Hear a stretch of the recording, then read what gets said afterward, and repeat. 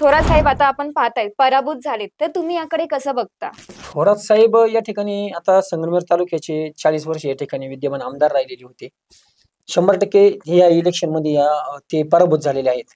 परंतु थोरात साहेबांचा पराभव जो आहे, आता प्रत्येकाचं मतांतर वेगवेगळं आहे. तिथून म्हणजे पडलेले आहेत, थोरात पराजय. साहेबांची पराभवाची कारणे कोणती नक्की? थोरात साहेबांची पराभवाची कारणे एक पहिला मुद्दा असा आहे, की गेल्या वर्षभरापूर्वी 2 वर्षापूर्वी थोरात साहेबांचे विधानसभेतले तुम्ही भाषण ऐका. विधानसभेमध्ये ज्यावेळेस थोरात साहेब बोलत होते, ते सर्वसामान्यांचे प्रश्न उचलून धरत होते. विविध महाराष्ट्रातील कानाकोपऱ्यातले प्रश्न उचलून धरत होते आणि प्रश्न मांडताना त्यांच्यामध्ये जी काही हळुवारपणे आक्रमकता येत होती, हळुवारपणे या ठिकाणी त्यांच्यावाली पद्धत होती मांडण्याची, ही पूर्ण जनतेला या ठिकाणी भारावून होती.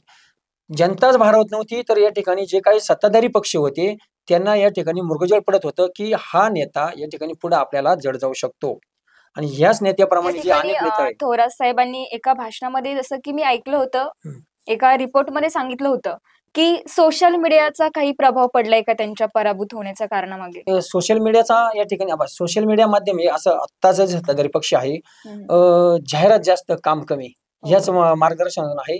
त्याच्यामुळे सोशल मीडियाचा जरी प्रभाव असला, परंतु